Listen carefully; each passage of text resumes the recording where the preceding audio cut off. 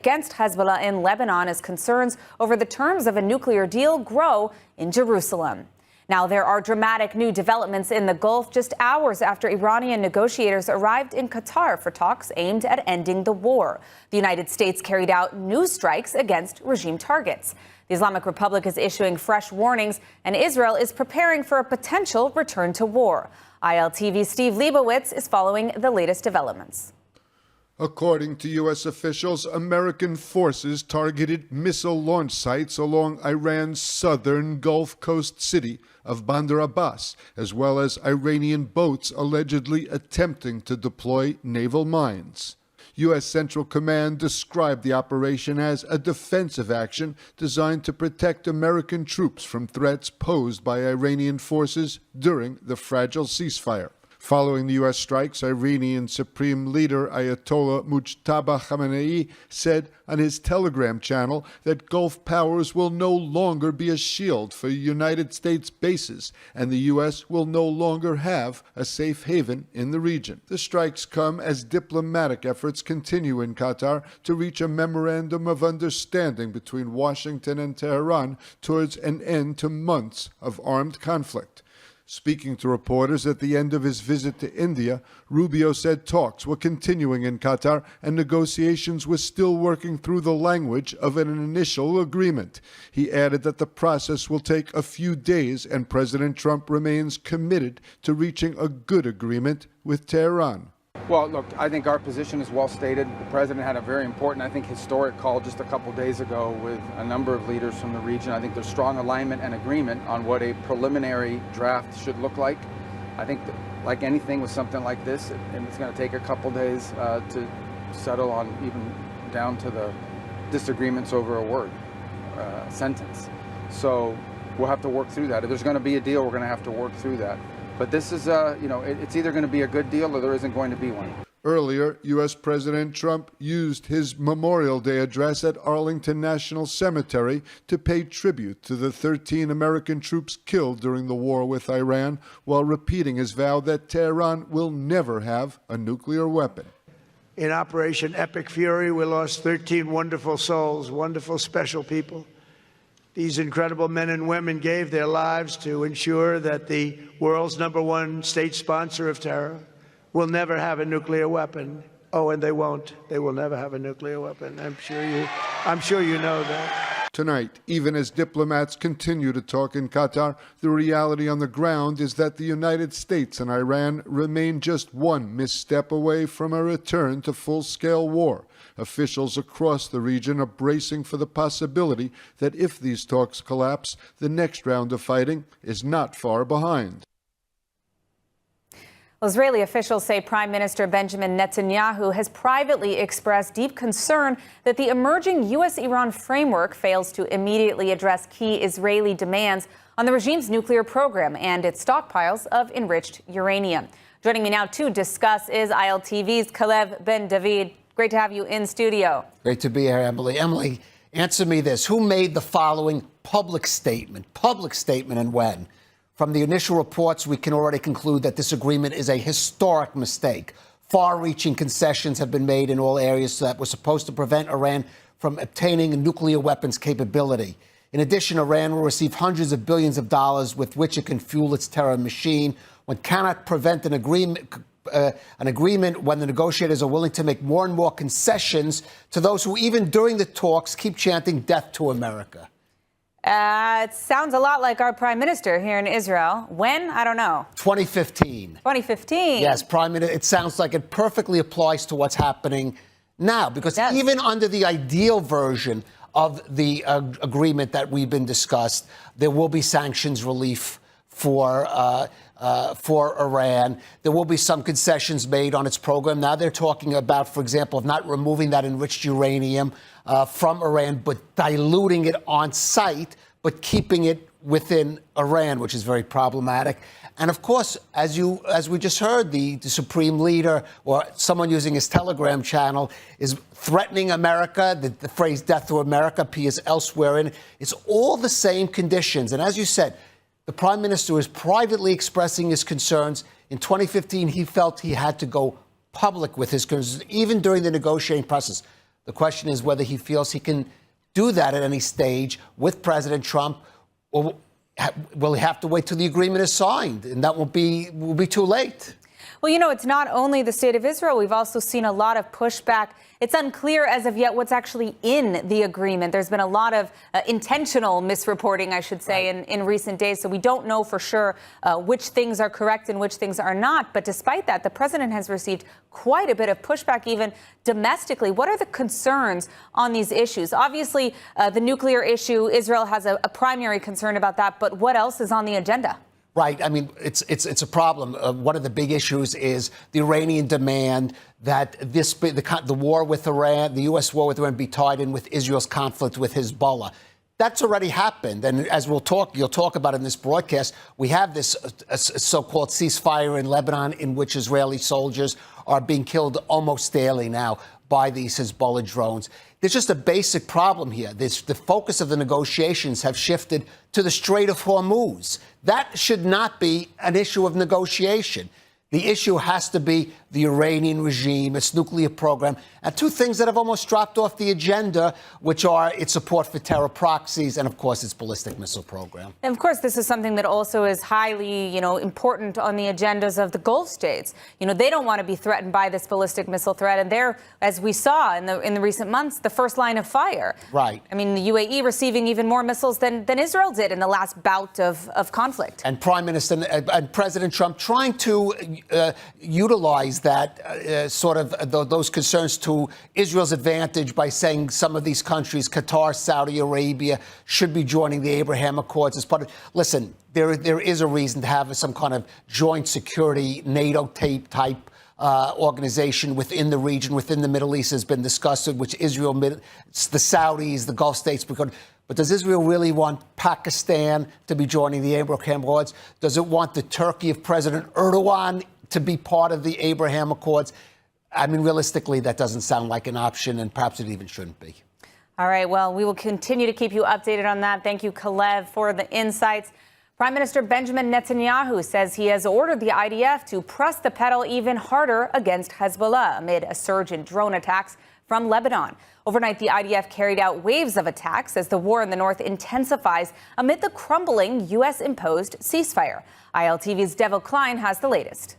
In his latest comments, Prime Minister Netanyahu accused Hezbollah of increasing its use of explosive and cyber-enabled drones against Israeli targets, adding that a special team is now working to counter the growing threat. אנחנו במלחמה עם חיזבאללה. רק בשבועות האחרונים, הלוחמים הגיבורים שלנו חיסלו למעלה מ-600 מחבלים. אבל אנחנו לא מורידים את הרגל מהדוושה. להפך, אמרתי ללחוץ על הדוושה עוד יותר.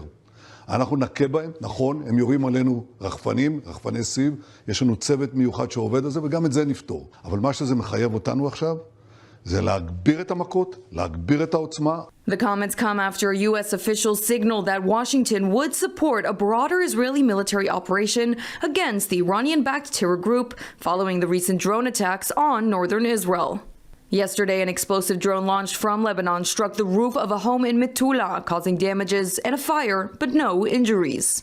Sirens warning of hostile aircraft intrusion were activated today in several northern communities as Hezbollah continues to deploy FPV, or first-person view, kamikaze drones targeting IDF positions and border towns. Following the Prime Minister's comments, the IDF struck more than 70 Hezbollah terror infrastructure sites across Lebanon over the past day, using more than 85 munitions in a wide series of airstrikes. According to the military, the strikes targeted multiple areas in Lebanon, including the city of Tyre, where approximately 10 Hezbollah headquarters, weapon storage facilities, and other terror infrastructure sites were hit. The military also confirmed additional airstrikes against Hezbollah infrastructure in the Bekaa Valley and other regions of Lebanon as Israel continues to escalate operations against the terror group. As Israel warns that the next phase of the conflict could reach deeper into Lebanon, tonight the message from Jerusalem is clear. The era of containing Hezbollah's drone warfare may be over, and the IDF appears prepared to escalate until the threat to northern Israel is eliminated. Well, joining me now is Daniel Roth, the research director at United Against Nuclear Iran, to discuss the emerging talks with Tehran, as well as Israeli concerns over sanctions relief and whether the United States is moving towards a deal or just a temporary pause before the next round of conflict. Daniel, thank you so much for joining us today. We're now in this very strange moment where the U.S. is carrying out strikes inside Iran while at the same time negotiating with the regime. What does that tell you about where these talks actually stand? Well, I think important to note some of the historical context, just going back, to February 26th, 27th. This is, by my count, the fifth such occasion where we've heard a deal is very, very close. And in the end, as a result of Iranian intransigence, essentially, the deal ultimately collapses. I'm a little bit more sanguine than initial reports saying this is a disaster, etc. I expect that it ultimately all comes down to whether we believe President Trump and his team when they say that we're going to get a good deal or no deal at all. Based on President Trump's history in this particular issue, I believe that ultimately he is going to get either a good deal or no deal. There isn't going to be some halfway house. So as I say, I'm a little bit more optimistic than other people. Now, what does a good deal look like from the United States perspective? I mean, obviously there's the nuclear issue, but does a deal that is exclusive to the nuclear issue and doesn't address the other threats, the ballistic missiles, the funding for terror proxies, is that still a good deal? No, that would not be a good deal. It does need to address the ballistic missiles, also the drones capabilities. It needs to address Iran's 47-year support for its terrorist proxies, including Hezbollah, as you were just talking about, including Hamas, including those Shiite militias in Iraq, and including the Houthis, who've been rather quiescent the last couple of months. So I think President Trump is pretty well aware of what a good deal looks like. What's currently happening now is not. I don't think we should really even talk about a deal or agreement. This is just a kind of a framework to extend the status quo for another 60 days to have another ceasefire. But as we're seeing even just yesterday, the Iranians are apparently laying mines, which is leading the Americans to strike back. So, even the ceasefire is already hours in, and we're already seeing, the ceasefire not being a ceasefire. So I really would urge everyone to just pause, take a breath. I think President Trump understands very well what a good deal looks like. And let's trust that he knows what he's doing. Now, one of the biggest fears that we're hearing about in Israel right now is a potential return to some version of the JCPOA, sanctions relief first, and then enforcement later. What specific elements would make this a bad deal from the perspective of regional security, both for the GCC states and also for, of course, the state of Israel? Well, a bad deal would certainly mean Iran retaining that so-called nuclear dust. And also, let's recall that it's not just about this 400 kilograms of highly enriched uranium that we've been hearing a lot about. As the IAEA, the UN nuclear watchdog, has made clear, Iran does retain several thousand additional kilograms of enriched, although to lower levels, of uranium. And as I think we know, uranium can be easily enriched from 2% to 4% to 60%, and then a short step to weaponization.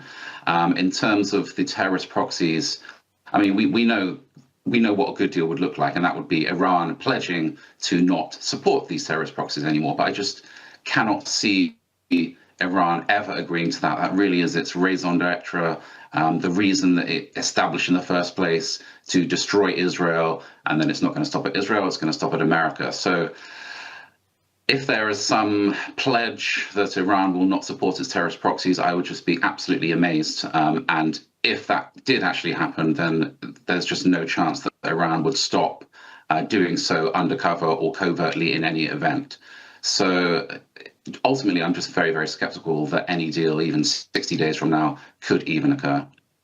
Well, it'll be interesting to see what happens in terms of these developments. Certainly, those are issues that great allies of the United States are very hesitant about accepting anything that doesn't address those ballistic missile threats, as well as the funding for for terror proxies. Unfortunately, we do have to wrap up. We're out of time for today, but I want to thank you so much for joining us today, Daniel Roth.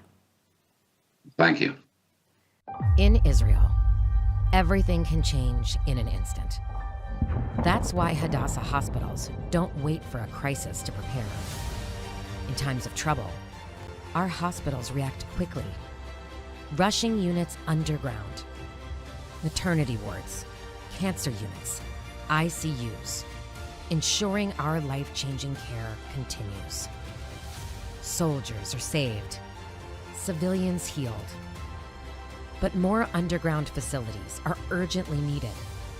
Advanced operating rooms, fortified recovery spaces, and additional beds.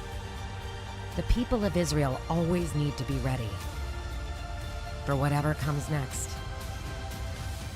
Please visit Hadassah.org and give today, because we don't know what tomorrow will bring.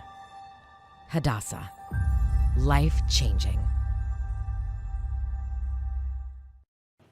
The IDF announced the elimination of a key Hamas terrorist operating a weapons group's production headquarters in central Gaza. According to the military, IDF forces carried out a precise strike Sunday targeting Mohammed Abu Malouch, described as a central figure in Hamas's weapons production network. The IDF said Abu Malouch served as a key knowledge hub for Hamas, and during the ceasefire period, he continued manufacturing weapons that posed a threat to IDF troops operating in Gaza, as well as to Israeli civilians. The military said steps were taken before the strike to reduce harm to civilians, including the use of precise munitions and aerial surveillance. Meanwhile, Israel's public broadcaster Kan reports that Shin Bet chief David Zini recently met in the United Arab Emirates with exiled former Gaza security chief Mohammed Dahlan. The report says the meeting took place during a recent visit by Zini to the UAE. The Shin Bet declined to comment. Dahlan, a former senior figure in the Palestinian Authority, was forced out of Judea and Samaria in 2011 following a bitter power struggle with Palestinian Authority President Mahmoud Abbas. Since moving to Abu Dhabi, Dahlan has become a close confidant to the UAE president and has emerged as a possible figure in discussions about Gaza's future governance after the war. The Bank of Israel has announced a quarter-point interest rate cut, lowering the benchmark rate from 4% to 3.75% as the central bank moves to support the economy while warning that risks from the Iran war remain high. The decision, led by Bank of Israel Governor Amir Yaron, marks the second rate cut this year and comes against the backdrop of a sharp strengthening of the shekel and continued uncertainty across the region. Inflation remains stable at 1.9%, well within the government's target range, while the shekel has gained more than 8% against the U.S. dollar since the last rate decision. Economists say the stronger shekel has helped reduce import prices and ease inflationary pressures, giving the central bank more room to lower borrowing costs. However, the war has had a direct impact on economic activity, even as recent data shows signs of recovery. While consumers may benefit from lower interest rates, many Israeli exporters say that the rapid rise of the shekel is hurting their global competitiveness and cutting into profits. Well, buying property in Israel is one of the biggest decisions an Oleh or new immigrant can make, especially during uncertain times. From choosing the right community to understanding today's market opportunities, having the right guidance matters more than ever. Today, we're once again joined by Eliyahu Kleinman to discuss where smart buyers are looking, how the current situation is affecting the market, and what overseas families should know before making a move. Eliyahu, thank you so much for joining us. I want to ask you, as we get kicked off here, with the shekel being so strong right now in comparison to the dollar, what do foreign buyers need to know before entering the Israeli market? Thank you again for being here. Yes, the shekel is strong now, and we all see that. But still, at the same time, we see that a lot of people are attending about purchasing properties in Israel. They are interested in hearing more about it. But today, it's a buyer's market. When you have a buyer market, you have more strength to negotiate. And one of the things that we see that it's a big trend that people are still interested in buying real estate in Israel is the payment plan. Meaning, if I buy a property that will be ready in 3 or 4 years, I do not have to bring all the cash right now, all the money right now. I can bring 15%, 20%, and the balance will be paid in a few years. Meaning that I don't have to convert all my dollars today. So in one hand, I still I'm avoiding it to exchange all the money. At the same time, I am entering the market because we understand that once the market is going to get stronger again, and by a seller's market, those terms will not be here. You know, I want to ask you, there's so much uncertainty with the war. Have you seen a decrease in demand for housing, or how is the demand? The opposite. The opposite, I always say, real estate in Israel in general, it's more than just numbers. People are seeking about purchasing properties in Israel. They want to hear more, they want to learn more. We see every day that we get more and more leads, more clients who are interested in buying in Israel because they do want to have this certainty in their future. You know, I want to ask you, I know you're going to be in New York and Miami, I believe it is, in the coming weeks. What should people know to meet with you? How do they meet with you and under what circumstances? What opportunities are unique to right now in the real estate market here? So we're going to be next week. We're going to Miami from June 2nd to June 6th. And then from there, we're going to New York. We're coming with one of the largest companies in Israel, one of the biggest developers with pre-sales. New projects in Yerushalayim and Tel Aviv. We're going there to meet the Jewish community. We're going to meet their clients, private meetings, small events. People really want to know what are the opportunities today in the market, and they really want to learn more about how to make this dream of purchasing a property in Israel achievable. And that's why we're there, to go there, to meet with them, to see them. And if there is anyone who's interested to hear more, want to meet with us, you can schedule a meeting to contact us and to schedule a meeting. And we do have a QR code on the screen where you can reach out and schedule a meeting like that. But before we wrap up, I do want to ask you, where do you think has the greatest growth potential here in Israel in the next, say, 3 to 5 years? All the cities who are on the coast, okay, that has public transportation. Now we see that Israel is going to a major public transportation revolution with the light rail. So everywhere in the coast. And Yerushalayim. Yerushalayim is also changing, and there are great opportunities. And if someone wants to reach out to hear more about it, there are very good opportunities for people who want to be in Israel and also to make a little bit of money, not only for futures. All right. Well, you heard it here first. Eliyahu Kleinman, thank you so much for joining me. So, as I mentioned, you can scan the QR code now to connect with Eliyahu Kleinman while he's in New York or Miami to begin the process with clarity and confidence. Well, yesterday was Memorial Day in the United States, and Israel's foreign ministry has released a powerful Memorial Day video honoring American soldiers who gave their lives in defense of the United States, while highlighting the close bond between Israel and America. The video pays tribute to fallen U.S. troops and emphasizes what it calls the shared struggle of both nations to defend freedom, security, and shared values in the face of terror and regional threats. The message comes as the United States and Israel continue close coordination amid the conflict with the Islamic Republic and escalating tensions across the Middle East. Welcome back to ILTV News. I'm Emily Schrader, and on today's show, back to war?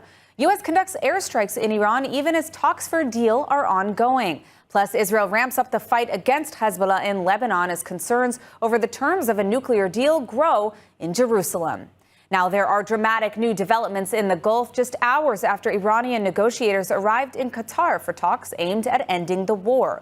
The United States carried out new strikes against regime targets. The Islamic Republic is issuing fresh warnings, and Israel is preparing for a potential return